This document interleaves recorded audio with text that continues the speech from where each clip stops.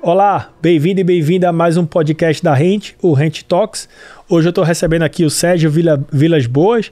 O Sérgio, eu vou deixar você se apresentar, tá, Sérgio? Deixa eu só fazer aqui a introdução inicial, mas aí o Sérgio já se apresenta. A gente, para quem está seguindo a gente aí pela primeira vez, vendo pela primeira vez, YouTube, Spotify, Deezer, Podcast, se inscreve no nosso canal, ativa o sininho lá para receber as notificações e já vamos aqui direto para o papo com o Sérgio, que o Sérgio...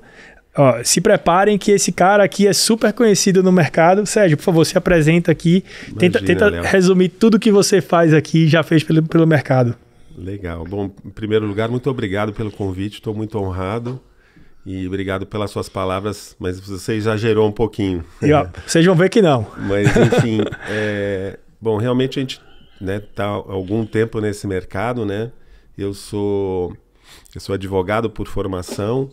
E, na verdade, nem imaginava que eu teria uma loteadora um dia, né? Mas foi uma experiência bacana porque o meu pai teve uma forte influência sobre isso, porque ele foi muito visionário, ele já é falecido, mas ele foi muito visionário no sentido de adquirir uma propriedade muito interessante. Na verdade, eu acho que ele mirou no que viu e acertou no que não viu, porque era uma gleba onde existia já uma aprovação você não era nem nascido ainda, Léo, provavelmente, mas era pelo Decreto-Lei 58, não era nem pela 6766. E era uma gleba muito bem inserida no contexto da Grande São Paulo, né, no vetor da Zona Leste, que era um vetor de expansão, e tinha sido recém-acessado por diversas rodovias, né, a Trabalhadores, na época, que é a atual Ayrton Senna, e a Mogi Dutra, que liga a Dutra até Mogi das Cruzes, e a nossa área tinha sido cortada ainda por uma vicinal dessas que ligava a Mogi Dutra a Suzano, então cortou a nossa gleba no meio. E aí, quer dizer, nós fomos, na verdade, procurados, porque era um loteamento aprovado e não implantado. Uhum. E naquela época você não tinha não caducavam as aprovações, né? Você tinha só que reativar aquela licença. Uhum.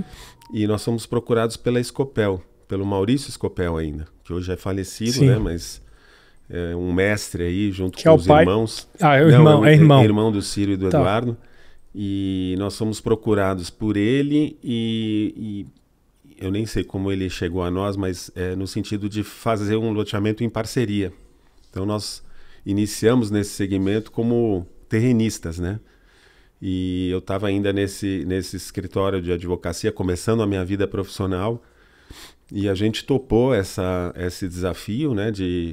A gente até não sabia, nem a própria Escopel teve uma visão muito interessante de já enxergar essa expansão da Zona Leste de São Paulo como vetor. Era uma área muito próxima ao aeroporto de Guarulhos. Então Guarulhos é um mercado consumidor muito forte, né? Então a gleba estava a 15 minutos do aeroporto de Guarulhos, 20 minutos.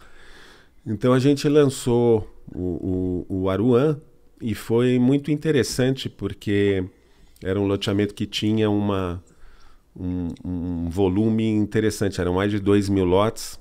Caramba. Fomos lançando em partes, né, por etapas, e até a ocupação e a absorção do mercado foi muito maior do que a gente imaginou, né? Realmente ali a gente imaginava que podia ser uma segunda moradia, mas acabou virando a primeira moradia de todo esse vetor, não só de Guarulhos, mas da Zona Leste e até Norte de São Paulo. Uhum. Que você tinha algumas limitações, né? A Zona Norte você tem a Serra da Cantareira, que é uma grande barreira, a Zona Leste já totalmente ocupada, a Sul com a questão dos mananciais também não tinha muito para onde expandir, então foi um vetor interessante. E a gente, desde o início, a gente foi um terrenista muito atuante, né? Eu acho que isso que foi o deflagrador do surgimento da Cipasa enquanto loteadora também. A empresa já se chamava Cipasa, mas era uma mera terrenista. Sim. Nessa ocasião. E a gente acabou acompanhando muito de perto o trabalho da Escopel, tentando reforçar pontos eventuais de que a gente achava que tinham que ser reforçados e tal, e acabamos estreitando muito o relacionamento com eles, né, com os 3 irmãos, especialmente com o Maurício, que depois sofreu esse acidente, né?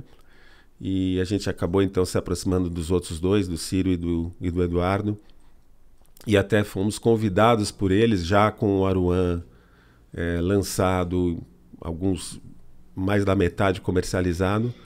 A gente foi convidado para passar a coempreender em outros projetos com eles. E aí foi uma honra, a gente aceitou esse desafio, e aí a gente olhava para aquele mercado e via que naquela ocasião, né, estou falando de 95 mais ou menos, existiam muito poucos players mais profissionais. Né? É um mercado até hoje muito pulverizado. Exato. Né? Isso que eu ia falar. Exatamente. Até hoje não é tão profissional assim, né? Tem muita gente profissional, muita. Não, mas mudou muito o mercado, melhorou muito, mas naquela época era muito pouco profissional e extremamente pulverizado. 30 anos atrás, né? Então a gente acabou surfando uma onda ali muito interessante, né? E a gente atuou durante muito tempo só no estado de São Paulo, mas a empresa teve um crescimento, digamos, orgânico e até retroalimentado com a própria carteira do Aruan. Como nós éramos terrenistas, nós não tínhamos investimento. Então a gente acabou reinvestindo esse capital, né? Nesses, e sem securitizar nada, quer dizer, era um outro momento do mercado, até porque não existia securitização naquela, né? O funding para loteamento sempre foi muito visto como um patinho feio do mercado, né? Agora a coisa mudou bastante. Acho que a gente ainda tem pontos aí, mais para frente a gente fala disso, mas tem pontos a melhorar. Mas naquela época não existia praticamente nenhum funding para loteamento, a não ser operações muito caseiras, né? Mas a gente, como terrenista, a gente não tinha que fazer essa gestão, porque a nossa carteira era praticamente livre, né? Então a gente topou esse desafio, e aí foi o surgimento da Cipasa, né, nessa ocasião. Nós fomos... E qual era o nosso papel em relação à Scopel, né? A gente fez uma parceria muito bacana e muito vencedora durante muitos anos, e existe até hoje, né? Esses loteamentos ainda existem, ainda tem carteiras dele, por incrível que pareça. Mas a gente tinha uma missão um pouco de ser o gerador de novos negócios para eles, e também de fazer a gestão, vamos dizer, o licenciamento. A gente ficava mais no nosso papel, né? Porque a gente acabou formando uma equipe para reforçar. Licenciamento sempre foi um gargalo do nosso setor, hoje, né? Até hoje. Então a gente procurava atuar até a hora da concepção, né? Fazíamos tudo juntos, mas na hora de lançada, aí a Scopel entrava mais forte na área comercial, de marketing, depois de gestão de carteiras, etc. Ora a gente fazia, ora eles faziam a gestão da obra em si, né? Sempre com terceiros. E então foi uma parceria muito vencedora. A gente ficou praticamente a década de 90 e até meados já do início de 2000, né? A gente fez cerca de 20 loteamentos juntos. Todos eles, ou a grande maioria deles, muito exitosa. E a gente teve uma escola, né? Nós aprendemos muito com a Scopel. Eu devo muito a eles, no sentido de ter dado essa oportunidade para a gente de atuar em conjunto com eles. Eles sempre tiveram uma cabeça muito... E até nos ensinaram a isso, né? De ter uma cabeça aberta para parcerias. E eu sempre gostei muito de parcerias. E a gente acabou crescendo dessa forma, fazendo empreendimentos em conjunto. Né? Depois, no início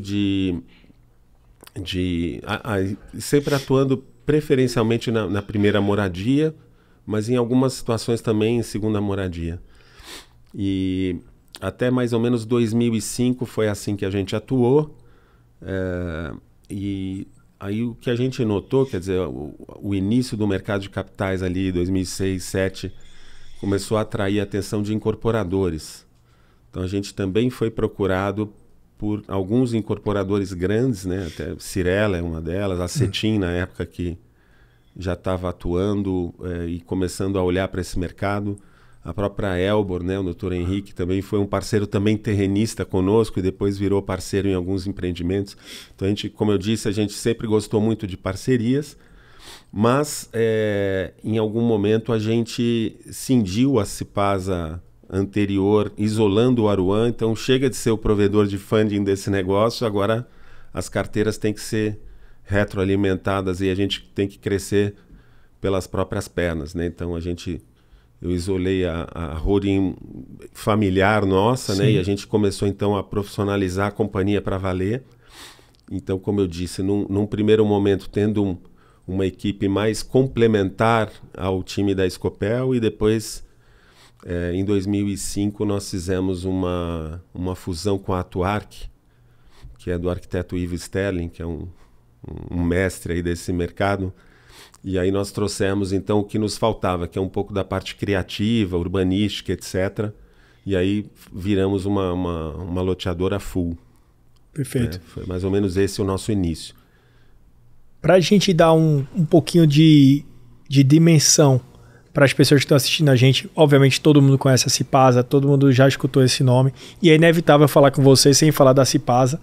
Hoje a gente vai falar um pouquinho da Vitae, mas a Cipasa é inevitável a gente falar. Quantos loteamentos vocês fizeram? Se você tem número de VGV próximo, aproximado? Qual é o tamanho da Cipasa dentro do mercado? A gente sabe que ficam entre algumas das maiores, mas para o pessoal aqui que nunca ouviu falar.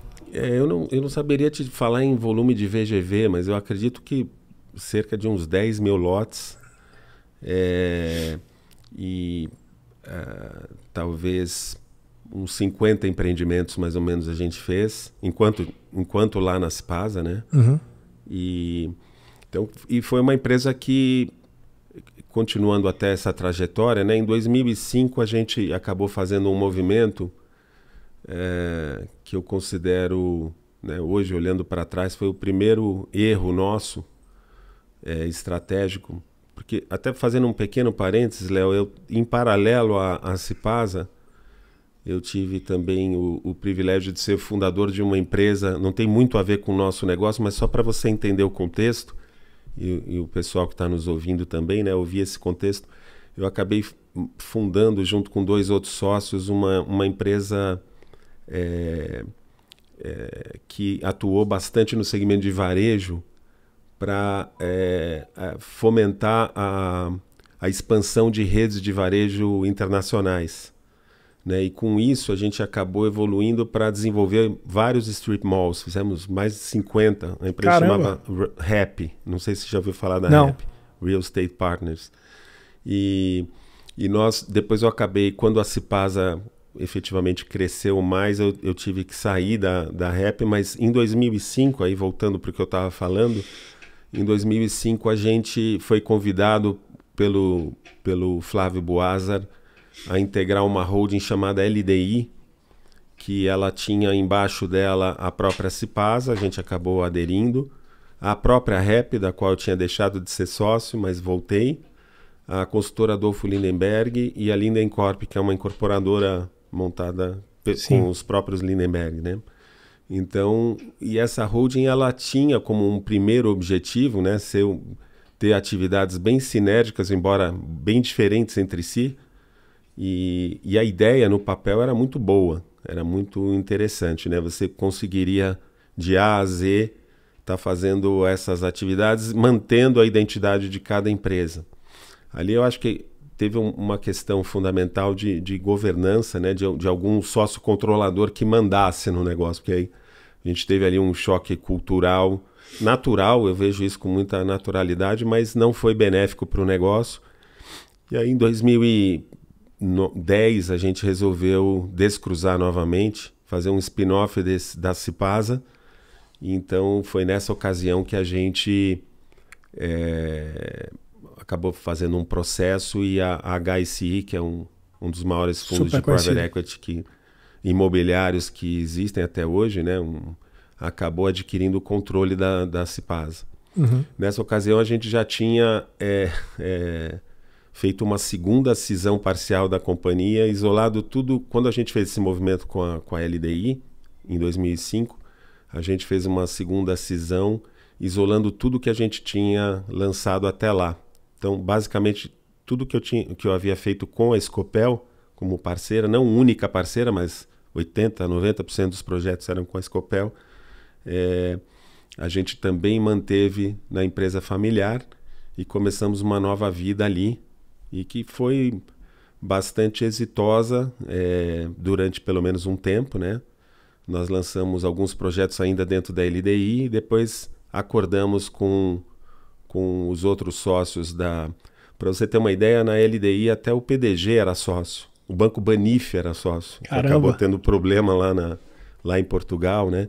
Então, assim, era muito pulverizado. Aí, acho que faltou um controlador lá para mandar todo mundo, olha, sim, você vai para cá, você vai para lá.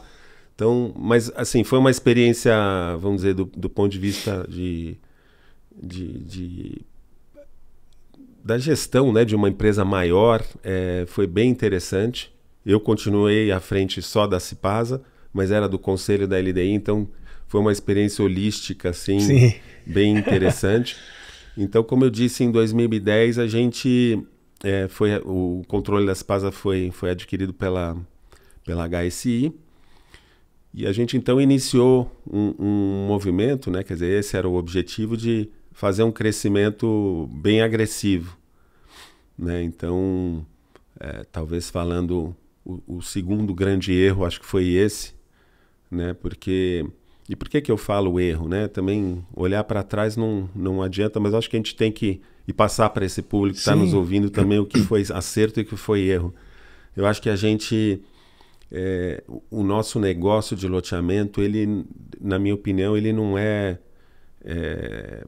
tão expansível como se imagina. Não é tão escalável como uma startup. A escalabilidade desse negócio é muito relativa, né? Então a gente foi para diversos mercados e muitos outros cometeram os mesmos erros, né? Incorporadores, grandes incorporadores com uma gestão impecável aí tiveram insucessos, né? Quer dizer, sem citar nomes, mas todos conhecem. Então, mas no nosso negócio em especial, que é um negócio basicamente de parceria imobiliária, né? Você não adquire as áreas. Sim. Então você tem que formar uma relação com esses proprietários, e essa necessidade de fazer uma expansão rápida acabou... Eu acho que a gente perdeu um pouco do que a gente sempre soube fazer, modéstia à parte, que é fazer um relacionamento sólido, de casamento mesmo com esses parceiros, né? Antes mesmo de sair contratando. Então, no momento em que você tem um desafio desse tamanho, né, você precisa crescer o volume de VGV, de expansão geográfica e tudo mais. Então, você perde muito dessa qualidade de... Eu confesso a você que tiveram áreas que eu não fui nem ver, e a gente fechou, e algumas delas foram ruins, as experiências, né? Quer dizer, você... Eu costumo brincar que, assim, a gente usa a pesquisa, mas eu acho que é o olho do dono, né? A gente tem que ir lá e sentir esse negócio, né? E algumas vezes a gente pecou por não fazer isso. E as experiências não foram tão boas. Mas em todos os aspectos também. Você tem um problema cultural, né? O Brasil é um país continental que tem uma diferença cultural importante, né? E fornecedores e uma série de coisas. Eu acho que a gente teve problema de custo, a gente teve problema de controles, e o nosso processo de licenciamento, como eu já disse, é muito complicado. Você tem que ter um pouco de barriga no balcão. Prefeitura a prefeitura, né? Que talvez seja um pouco dos problemas de quem foi nacional, né? Exatamente. Que tem que ter ser nacional, mas você tem uma aprovação regional, fornecedores regionais, como você disse, né? Os proprietários de terrenos regionais, né? Então, tem essa questão da cultura e tem a questão de todas as dificuldades operacionais de fazer um loteamento longe do seu cercado, né? Sem dúvida nenhuma, porque é importante esse contato de balcão, né? Sim. De você estar lá, negociar. Às vezes o terceirizado, o contratado numa determinada cidade para nos apoiar num licenciamento, ele queria executar o trabalho dele. Se tivesse um custo um pouco maior, porque você cedeu aqui numa diretriz, você não brigou por ela, ou de saneamento, ou de própria especificação, né? Às vezes fazer um acesso que inviabilizava, no final das contas, inviabilizado ou pelo menos machucava Encarecia muito a conta, né? Então, a gente teve diversos problemas desses, Então essa escala que a gente tentou dar, não só a gente, né, outras empresas irmãs aí na época que estavam também se destacando nacionalmente tiveram problemas de forma igual e a gente então acabou sofrendo bastante com isso. Em 2000, uma outra questão que eu acho que é importante falar, até falando um pouco com o nosso público aqui, a gente cresceu muito o G&A da companhia, né? Então isso foi um outro ponto que pegou bastante, até porque a gente tem um ciclo de produção, né, longo, né? Às vezes você demora 5 anos para fazer um licenciamento e você mantendo aquele time.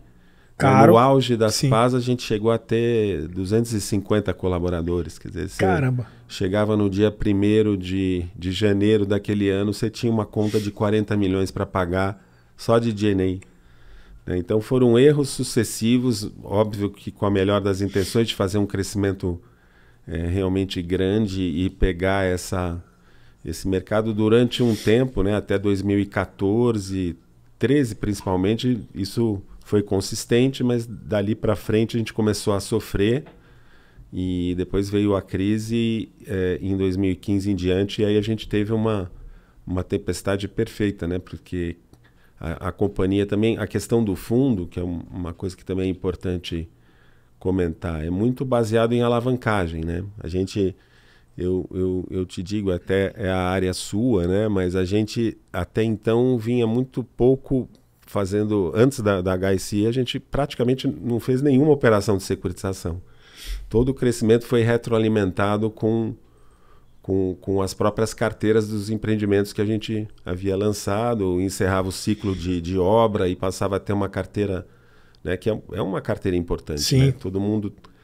Né? Você vira um mini banco, né? Exatamente. Você tem você tem a inflação mais 12% na época, né? Quer dizer, o negócio era muito bom também na parte financeira. E assim, essa foi uma das lições que a gente teve, né? Quer dizer, a partir o dinheiro não era infinito para o fundo e ao contrário, ele queria alavancar para ter um melhor resultado e está tudo certo, é isso mesmo.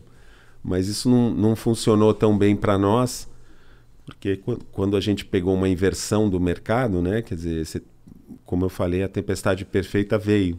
Você teve uma escassez de recursos, você teve um juro subindo, você teve uma inadimplência aumentando, você teve os estoques ficaram mais altos e você não conseguia vender na mesma velocidade. E além de tudo, a gente pegou um ciclo já de saída, o fundo já estava começando a desinvestir. A Cipaz até no fundo 3 da HSI foi um dos últimos ativos que ela saiu, né? E então isso também dificultou, porque num determinado momento eles fizeram a opção de descontinuar a companhia, nós não vamos mais lançar e nós vamos procurar alguém para fazer a aquisição, né? Então esse processo também demorou um tempo. Agora foram experiências muito ricas, né? Quer dizer, eu olhando para trás, nem adiantaria me arrepender, né? Mas, obviamente, se eu tivesse que falar alguma coisa a esse respeito, eu diria que a gente deveria ter ficado no nosso mercado de atuação, que sempre foi o estado de São Paulo, e preferencialmente num raio aí de 200, 300 quilômetros no máximo, né? Onde dá para você fazer uma ida e uma volta no mesmo dia, às vezes, e acompanhar mais de perto isso. A gente fez isso, nossa, eu e o Ciro são incontáveis às vezes de fim de semana, o Eduardo também, indo ver obra, indo ver os nossos estandes, acompanhando muito de perto. Isso a gente perdeu e é muito importante, né, para o nosso mercado. Então foram erros que a gente cometeu. Mas, quer dizer, teve um lado positivo, a gente conseguiu negociar com o fundo, com a Cipaz, enfim, de trazer alguns desses projetos que eles não queriam dar sequência, alguns deles, inclusive, com proprietários que a gente tinha um relacionamento muito sólido e eram fases posteriores, né, nós contratamos algumas glebas bem grandes. Então, e a gente então trouxe para a Vitae, que foi o início da Vitae, trazendo alguns desses projetos importantes e recomeçando a vida, né? E o que eu posso dizer também, todo esse relacionamento com o fundo, que obviamente foi mais atritado no final, né? Porque a gente não queria essa descontinuidade das PAs, a gente queria continuar, a gente acreditava, como de fato está acontecendo agora, né? Pelo que eu ouço, eu ainda tenho algum contato lá com o pessoal que adquiriu, e especialmente com o Riquelme, né? Com o Hugo eu conheci recentemente, mas eles deram uma volta por cima, né? Quer dizer, também foi o oposto, porque eles pegaram um ciclo da pandemia que todo mundo achou que ia ser desastroso, e pelo contrário, você conseguiu atrair muito comprador novo para esse tipo de produto, né? O loteamento foi sensacional, na verdade. Infelizmente a gente não deu essa sorte, porque ninguém tinha produto, né? Praticamente. Exato. A gente estava com uma questão, né, importante de estoque, e esse estoque foi embora, né? Então eles conseguiram sanear e também pegaram uma inversão de tudo que eu falei da tempestade perfeita, porque o juro foi para baixo, o mercado se abriu, deu para reempacotar os CRIs que a gente tinha e em condições muito melhores, quer dizer, então a vida é assim, né? E foi importante, eu acho, que a Cipasa, então o que eu ia falar é que foi um encerramento, foi um período muito dolorido, né? Foi difícil, mas que a gente superou, e com grande mérito do fundo, que ao contrário de outras empresas, foi um fundo muito sério, que honrou todos os compromissos, e passou esse bastão para o pessoal que adquiriu de uma forma, e não deixando sequelas para nós também, que éramos minoritários, né? Engraçado você falar isso, porque é raro escutar um depoimento desse de alguém que teve uma relação tão boa com o fundo, e essa relação, e até elogiar esse fundo depois, né? Que geralmente a gente sabe que o mercado de capitais ele é um pouquinho mais agressivo, né? Então ele tende a quando tá dando errado, ele passar meio que por cima ali das pessoas, né? Então isso é muito legal. Uma coisa que eu vim anotando aqui, né? Você veio falando, eu vim anotando alguns pontos. A gente tem uma relação muito boa, de parceria muito grande com o Scopel, né? E é incrível como todo mundo também fala muito bem deles, né? Todo mundo tem uma relação muito boa com o Eduardo, com o Ciro. Aí vem a nova geração agora, né? O Fernando, os sobrinhos, os filhos, né? Então isso é uma coisa muito legal. Inclusive eles também são muito parceiros da gente aqui na Rente, né? Então é legal. Mas a gente fez a entrevista do Eduardo Scopel aqui, e a gente também fez de outros loteadores que tiveram essa, talvez, não tão sorte não é sorte, na verdade deu problema para todo mundo. Foi ruim para os fundos, foi ruim para os incorporadores, foi ruim para quem comprou, foi ruim para todo mundo, de forma geral, né? Que tem muito a ver com essa não escalabilidade do mercado da gente aqui de loteamento, né? Então, você vai comentando e eu vou exatamente corroborando, porque eu ia complementar, mas na verdade eu nem consigo mais complementar o que você disse, eu consigo só corroborar, né? Que antigamente você faz 2, 3, 4 lançamentos por ano, você tem que ter um pipe de 25, 30 terrenos que você está olhando. Você consegue ir olhar os terrenos. Quando você tem uma necessidade, depois que um fundo investe, você precisa botar 20 empreendimentos no ano, você tem que ter um pipe de 100 terrenos. E aquele critério que você tinha para escolher um terreno, você não tem mais. Tanto é que você disse que fechou o projeto que você não foi nem olhar a área, né? Porque não dava. Não dava. Eu até vergonha de falar isso, mas é verdade. Mas isso é ótimo, porque o pessoal vê o que é a vida real, como ela é, né? Então, assim, você que tem um feeling, tem esse tato do terreno, de saber como é que vai funcionar, que não vai funcionar, e visitar o local mais de uma vez, às vezes, você passou a não olhar. Né? E Léo, até desculpa te cortar, por favor. Mas mais importante até do que olhar o terreno, porque a gente também não é Deus para ir lá e fazer o gol no ângulo de bicicleta, mas como eu disse, as relações estabelecidas com aqueles parceiros, né? Não é num encontro de assinatura de um contrato que você vai estabelecer esse vínculo, né? Então esse vínculo a gente deixou de ter, e eu acho que é dos grandes ativos que a gente teve de relacionamento. Perfeito. Né? Então, E tanto é que, mesmo com os problemas que nós tivemos, que não foram poucos, né? Eu contei de uma forma Resumida?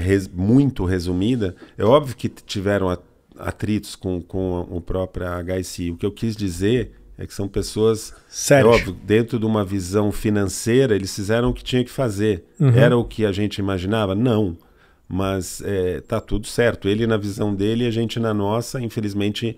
E outra coisa que eu acho que o fundo, não querendo falar por eles, mas eu acho que eles se arrependem de ter investido numa plataforma. É diferente. O HSI é muito, muito boa no que ela faz de flipar ativos, né? Ela comprar num momento pior do mercado e vender num momento bom. Quer dizer, o Max sabe fazer isso, e a turma dele lá sabe fazer. Agora, comprar uma empresa é um outro bicho, é um ser vivo, né?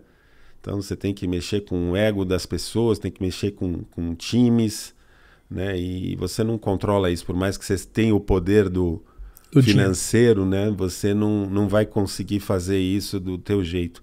Tanto é que outras investidas deles também não foram tão bem, né? Assim, então é isso que eu quis dizer, que eles foram muito sérios, né? A gente teve os atritos, mas é um fundo cujos gestores são excepcionais. Mas no nosso caso a gente teve essa questão, quer dizer, de ter perdido isso que é tão importante no nosso segmento, que é estabelecer relações. E às vezes relações também, eu estou falando com fornecedores, né? Agora na Vita a gente está reavivando um pouco isso, né? Quem ainda está no mercado, mas a gente fazia as concorrências, mas de uma forma muito impessoal. Então, chegamos a ter problemas com empresas que a gente escolheu por critérios lá, muitas vezes que a engenharia determinava, e você ia ver, não eram pessoas... Não dava tempo de fazer a lição de casa do jeito que tinha que ser feita. Como você falou, era um volume muito intenso. A gente chegou a lançar, em determinados anos, 13 empreendimentos. Já pensou 13 por ano? É muita coisa. É loucura. É muita coisa. E até fazendo um contraponto a isso que eu estou falando... Eu não me lembro exatamente o ano, mas eu acho que foi 2012, por aí a gente fez... A Cipaz adquiriu o controle da Colorado, que é uma empresa... Estava na minha próxima pergunta aqui. Da sua terra lá de Recife. Foi uma experiência ao contrário, foi excepcional a experiência. Até porque a gente os deixou atuar do jeito que eles atuavam. Eu acredito que eles também tenham crescido bastante na parte de gestão e até ela teve um crescimento importante, a Colorado, né? Ela passou a atuar numa outra escala, mas dentro da geografia dela e dentro da forma rígida, né? O Kurt ali é um cara duro, mas é um cara que liderou aquele time, né? Do ponto de vista de manter a empresa bem gerida, né? Não crescendo de G&A, obedecendo a geografia que tinha que obedecer, e foi uma experiência extremamente exitosa, né? Então foi um pouco o contraponto do que a gente fez. A gente fez ao contrário, de ir para todos os mercados do Iapoque ao Chuí, e obviamente isso tinha que, em alguns empreendimentos, tinha que dar errado, né? Mas são lições aprendidas. A gente fez agora um movimento inverso com a Vita, né? A gente então trouxe esses projetos, montamos a Vita e num primeiro momento eu e o Ivo saímos das Paz. Eu ainda fiquei no conselho por um tempo até a venda, um pouco antes da venda. O Ivo também saiu um pouco depois. Atualmente o Pedro Lodovici, que me sucedeu lá nas Paz, também. Eu acho que eu conheci o Pedro. Eu acho que eu conheci o Pedro no começo da Rent, 2019, provavelmente. Ele acabou nos sucedendo lá. Ele era o nosso CFO e depois virou o CEO da Cipaz e fez toda a transição da venda, fez de forma... Ele foi muito resiliente, ele pegou os problemas e encarou de frente ali, entregou o que tinha que ser entregue e agora se juntou a nós. E a gente resolveu na Vita voltar um pouco às nossas origens, né? De fazer poucos e bons projetos e voltando a fazer a barriga no balcão, né? Você citou a Scopel, né? Eles também deram essa volta por cima. Eu sou um profundo torcedor aí pelo sucesso deles. Eles estão voltando a atuar de forma consistente, mas agora dentro dessa forma regra mais orgânica e poucos projetos, bons projetos. É a mesma coisa que a gente está fazendo agora. Tem uma frase que eles falam, que você falou hoje, que eu na hora dei um sorriso, porque ele fala exatamente isso. Eu atuo... Qual é a sua área de atuação? Aquela que eu consigo ir e voltar no mesmo dia. Exato. Eu consigo sair de manhã e voltar. 200 km, 300 km. É a minha capacidade de ir e voltar no mesmo dia. Se eu consigo, é uma área boa para mim. Isso é muito curioso. Uma coisa que você falou também, né? De quando você está numa região próxima, você também tem um domínio maior das aprovações dos projetos nas prefeituras, né? Porque você também consegue influenciar indo e voltando, né? Quando você está, por exemplo, atuando no Nordeste, né? É praticamente impossível. Ou você vai ter que pegar um avião, ou você vai ter que ter alguém local lá, e aí você disse que perde muito em qualidade, né? E a maioria das empresas que deu problema aqui em loteamento foi exatamente aquelas que tentaram ir go national, né? Elas tentaram ir nacional.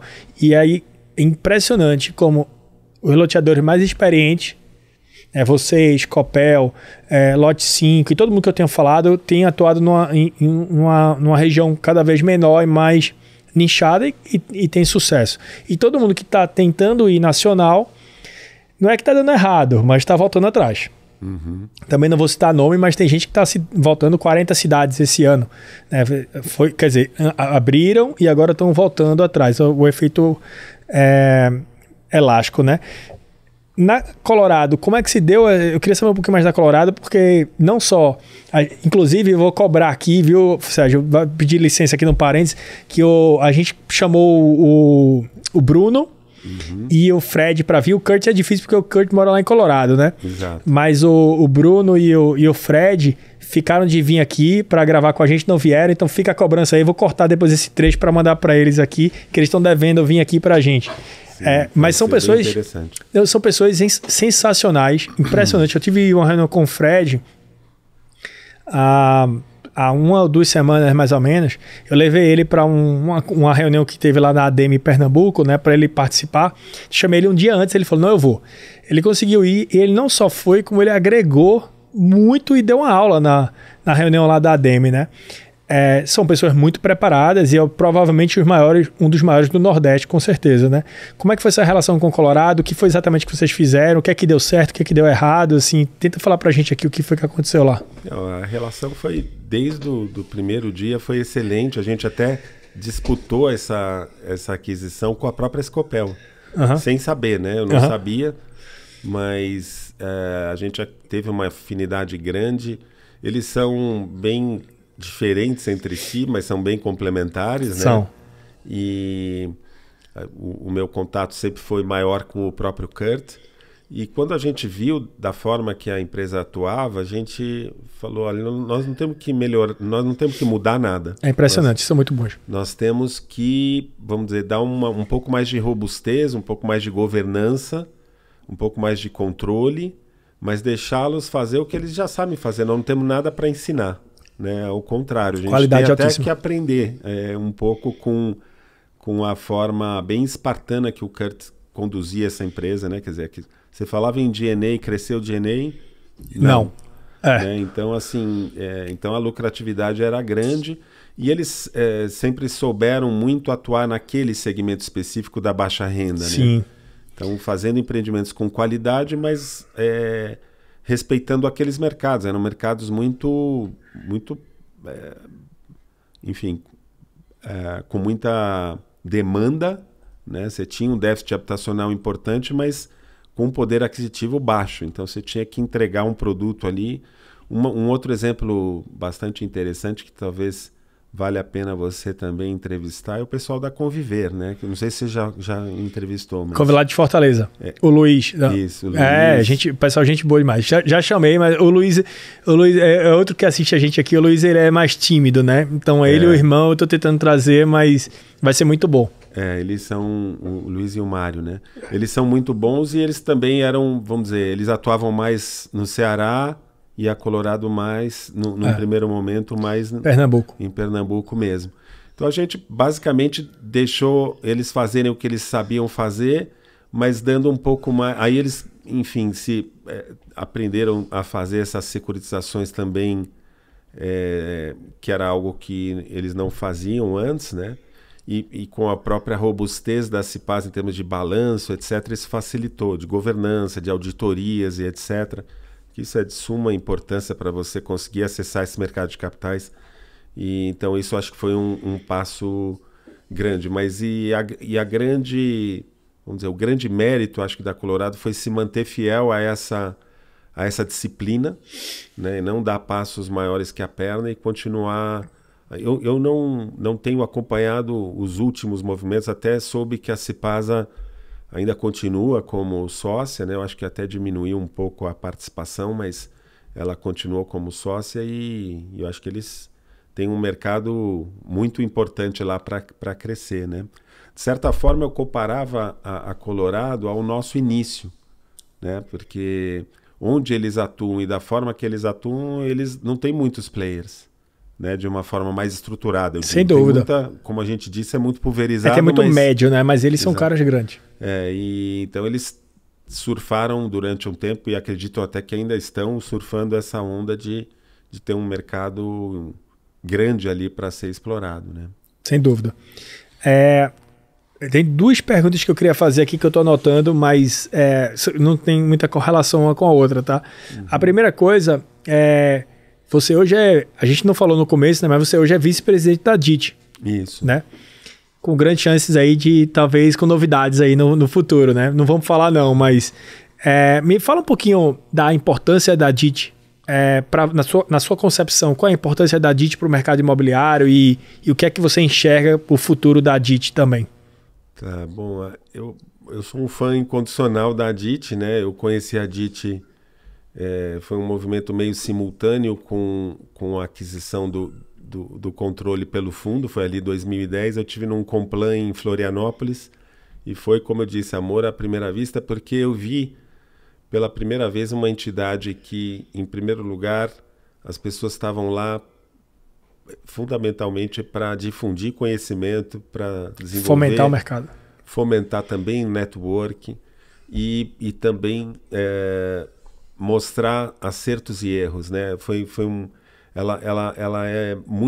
Ela tem muito uma vocação educacional, né? E sim, eu acho que isso chamou bastante a atenção. A gente conseguiu nos últimos anos, eu acho que o grande mérito, sem dúvida nenhuma, e por muito tempo vai ser do Felipe, né? Que conseguiu transformar essa entidade que atuava basicamente no Nordeste e voltada para o segmento turístico, para ampliar. Ele teve essa visão, não só ele, né? O próprio Caio e o Carlos Campilongo, enfim, alguns expoentes aí e que estavam lá no início dessa entidade, tem o grande mérito de tê-la trazido no âmbito nacional, né? Hoje a gente tem lá cerca de 350 associados do Brasil inteiro, então isso é raríssimo de você ver, né? Uma entidade que consegue conjugar empresas no setor turístico e também imobiliário, no desenvolvimento urbano, etc., numa entidade em escala nacional, né? Então acho que isso é muito importante e ela é uma entidade que está em transformação contínua, né? Tem um time maravilhoso liderado lá pelo Martim, mas o time como um todo tem uma capacidade de se reinventar, né? Na pandemia a gente conseguia fazer os eventos e não são poucos os desafios, né? São 6 eventos fixos e mais grandes, as missões técnicas, mais os podcasts, os webinars e etc. Então, essa parte educacional eu acho muito importante e a troca de experiências, né? Eu acho que foi...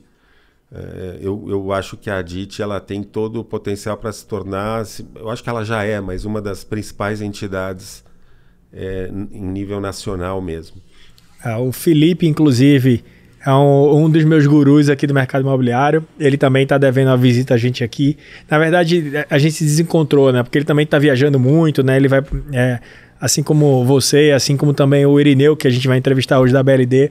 São caras que eu fico impressionado com o quanto vocês buscam, né? Vocês já entendem muito, né? Talvez tenha muito conteúdo para ensinar, mas estão sempre buscando mais e mais conhecimento. Eu vejo vocês nas missões técnicas, vocês viajando, etc. Eu acho isso legal. O Felipe é um cara que a gente vai trazer aqui. O Caio, o presidente atual lá, também é um cara, uma sumidade. E o Martim, que é uma pessoa que eu falo muito, mandar um abraço aí pro Martim, pro Matheus, pro Gabriel Sena, né? E todo mundo aí do time que faz a DIT, que também são super parceiros aqui da Rente. E a gente tem o prazer de conhecer e trabalhar com eles. A DIT também tem os eventos anuais que você falou, né? E o evento que é talvez o mais famoso que você falou, que é o Complan, né? Eu acho que nesse último Complan agora de Florianópolis, que não foi o de 2010 que você falou, e sim o de 2022. Sim. Não é sempre em Florianópolis, tá, gente? Mas coincidentemente 2010, 2022 foi muito grande, né? Você estava lá, acho que eu vi sua palestra lá, tinham 680 pessoas, se eu não me engano. Não sei se chegou a tanto, mas perto de 600, acho. Os dois principais eventos são o Share, né? O Adit Share e o Complan. Mas os outros eventos também são grandes. São muito importantes. O Invest é bem grande também, né? O Invest acabou de ser e foi o maior deles, né? A gente recém fez, acho que faz 2, 3 semanas. Exato. E o Juris também, aí o Adit Arc e o Imob Tour, que esses dois últimos foram, as primeiras edições foram ano passado, agora estão começando. Mas como eu disse, é uma entidade que me dá muito orgulho de estar participando dessa diretoria, né? Uma diretoria que está sempre muito ativa, olhando esse mercado e tentando retroalimentá-lo, fomentando muito essa questão do componente educacional, né? Da troca de experiências e etc. E o que eu vejo de diferente também é que as pessoas ela tem uma atuação muito pouco no âmbito político, vamos dizer, porque tem entidades que fazem isso muito melhor, né? O próprio Secov, CEBIC, etc. São entidades que atuam de uma forma mais consistente nesse e a gente aqui está voltado muito mais a essa questão de fomentar conhecimento e networking, né? E prover networking. Então, isso é importante. E faz isso muito bem.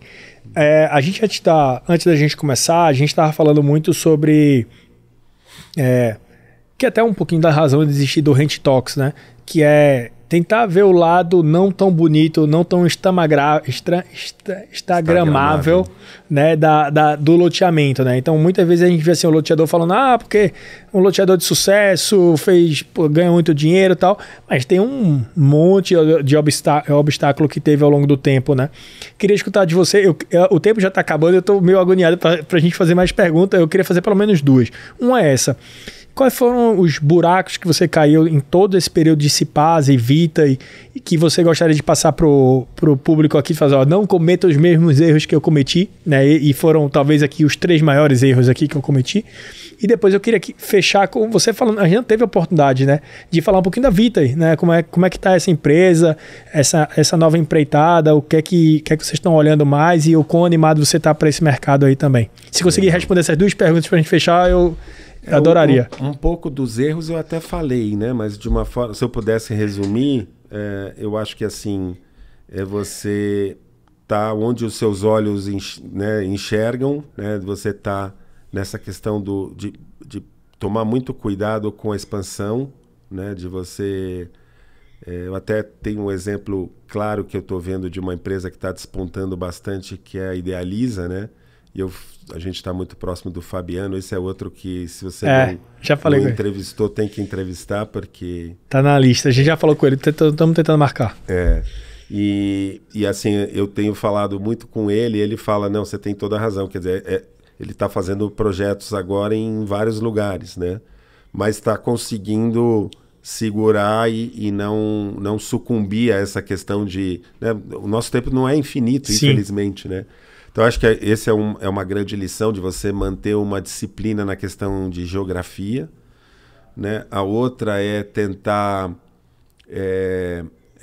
eu acho que para você fazer um crescimento consistente, você tem que fazer operações financeiras, né? Mas fazer isso com muito cuidado e, se possível, até ouvir o próprio Massetti falar no Adit, que é lá da XP, né? Falar que é importante você também não sucumbir a essa questão de ter o capital na frente, né? Quer dizer, então a gente tem feito operações para tentar minimizar a exposição de caixa, mas não segura um pouco dessa carteira, né? Quer dizer, é importante a gente... É importante usar ela para refinanciar obras. É super importante. Então, você tentar minimizar os efeitos da exposição de caixa, mas não... De forma controlada. Exatamente. E não crescer D&A, né? Quer dizer, você ter uma estrutura que não te custe... Você tem que gastar onde tem que gastar, né? Então, hoje a gente faz exatamente o oposto na Vita. A gente tem uma equipe extremamente enxuta e a gente trabalha terceirizando com pessoas próximas, alguns até ex-Cipasa, né? A gente faz algumas parcerias com gente muito boa, então a gente não vai querer ser uma ter todas essas pessoas dentro da nossa estrutura, ao contrário, quero ter uma empresa extremamente enxuta, acho que um pouco de trauma de tudo que a gente viveu, e então tentar segurar e ter uma estrutura enxuta, acho que isso é importante. Legal. Sobre a Vita aí, fala um pouquinho da Vita e qual é o estágio dela e o quão animado você está para esse futuro de vocês aí. Então, como eu disse, a Vita herdou aí cerca de 6, 7 projetos da Cipasa, contratou mais alguns, e então a gente entregou o primeiro deles, a gente fez em parceria com a Lot 5 em Cotia, foi super exitoso, todo vendido, obra entregue, etc., que é um parceiro que a gente também tem uma relação muito bacana, né? Então... Foi nosso primeiro entrevistado aqui no podcast. E são, né, pessoas excepcionais, a gente respeita bastante. E temos um segundo projeto que a gente vai lançar, esse bem grande em Paulínia, são 1.700 lotes. Famoso também. Vai lançar agora também, nos próximos dias. E é uma grande área que a gente tem em Salto, que a gente está desenvolvendo. Temos algumas áreas no entorno de Campinas, Jaguariúna, algumas fases ainda posteriores de Paulínia também. E alguns projetos que a gente está... A Olambra também, a gente tem um projeto.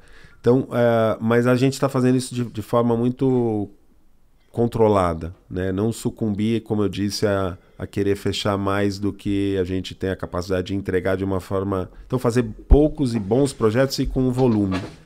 Né? E um braço que a gente também desenvolveu em paralelo é a questão de prestar serviço para alguns proprietários, que a gente identificou essa questão, foi uma oportunidade quando a gente estava nas Cipasa. Alguns proprietários de grandes glebas muito estratégicas, eles não queriam necessariamente casar com um loteador, até olhando um pouco de tudo que aconteceu com o mercado, né? Empresas grandes sofreram, né, como a própria Alphaville da vida, que tem, né, a marca mais sólida do nosso mercado, continua, na minha opinião, sendo essa marca a mais importante que a gente tem ainda no mercado, mesmo com os problemas que sofreu, mas que passaram por problemas, né? E às vezes são pessoas que são capitalizadas, mas não são do ramo e preferem pelo menos levar as suas respectivas áreas de uma forma planejada e parcelada, né, faseada, mas num estágio mais próximo de um lançamento. Então a gente tem apoiado isso, fazer todo o processo de concepção desse produto, o licenciamento em si, né, as questões urbanísticas, etc. Eu acho que é uma grande tendência para esse nosso mercado daqui para frente são empreendimentos um pouco mais estruturados, né? Você não me perguntou isso, mas eu acho importante falar dos bairros planejados, né? Sim. Eu acho que você ter um pouco mais de diversidade, principalmente em áreas grandes que tenham escala para isso, que sejam bem inseridas, de você ter uma diversificação maior de produtos, né? De você... Sim. E de novo eu cito a Idealiza como um exemplo muito feliz, né? De você conseguir ter alguns bolsões de loteamento, ter algumas áreas vocacionadas para incorporação vertical. Comercial, né? Comercial, com uma diversificação de usos no conceito do novo urbanismo, né? De ser tudo isso acessível, você ter o seu emprego perto, o lazer perto, a escola perto e walking distance, né? Fazer o placemaking, você criar uma centralidade de fato. Então acho que isso é uma tendência muito importante. A gente está envolvido em alguns projetos como esse e às vezes apoiando esses proprietários para num momento oportuno fazer um bid com algumas das empresas. A gente até pode, num outro papel futuro, até ser parte dessa estrutura que vá aí sim fazer a incorporação em si, né? Atuar como loteador, mas sim, não desde o início e não casando com esse loteador desde o início. A gente tem apoiado essas famílias que são capitalizadas e que falam, não, vamos levar esse processo mais para frente e lá na frente a gente vê com quem que nós vamos casar, né? E fazer isso de uma forma bem estruturada. Então a gente tem procurado olhar para essas grandes áreas, vocacioná-las, tentar pensar numa ancoragem diferente, né? Então estamos trabalhando em alguns projetos interessantes onde você tem um componente de lazer, de entretenimento, até assim, você teve alguns exemplos disso, né? Como a própria Fazenda Boa Vista ou a Fazenda da Grama, mas que são ancoragens meio internas, né? Você não tem acesso do público a essas ancoragens. A gente tem procurado diversificar e trabalhar alguns projetos nesse sentido também. Muito bom. Sérgio Vilas Boas, CEO da Vita e Urbanismo, vice-presidente da DIT, ex-CEO e founder da Cipasa. Queria te agradecer aqui, sócio-diretor na presença e consultoria de negócio, que a gente não falou também, né? Não falamos, vamos ter que marcar outra próxima. Não, você não tem noção, eu acho que eu não cheguei a 20% das perguntas que eu queria fazer aqui. A gente foi falando, a gente foi obviamente complementando, foi super positivo, eu tenho certeza que muita gente vai dar feedback positivo aí do nosso papo, mas eu queria te agradecer, eu sei que teu tempo é super, hiper, mega corrido e vir para cá com certeza não é uma coisa tão fácil para você, mas eu queria te agradecer a tua presença, a tua aula aqui para os nossos telespectadores. Queria deixar um espaço aí, caso você queira mandar uma mensagem aí de otimismo, uma mensagem aí para os nossos amigos loteadores também, fica à vontade, o espaço é seu. Então, a gente está bastante confiante nesse mercado, né? Eu acho que esse início de inversão da curva de juros, né? Eu acho que vai ser bastante benéfica para o mercado, vai trazer mais investimento. Eu acho que as oportunidades estão aí. A gente está muito confiante nos nossos projetos, a gente está muito aberto a parcerias e eu que tenho a agradecer. Foi uma honra estar aqui. Quando você me convidar, eu vou estar aqui de novo. Se prepara que vai ser em breve. Obrigado pela presença mais uma vez. Eu que agradeço. E se você ficou até o final, convido você a nos seguir nas plataformas de streaming, Spotify, YouTube, Deezer, Apple Podcasts, também nas nossas redes sociais, LinkedIn, Instagram. Enfim, você vai achar a gente, procura por Rente Crédito, você vai achar. Mais uma vez, Sérgio, obrigado pela tua presença e até uma próxima. Valeu, gente. Tchau, tchau.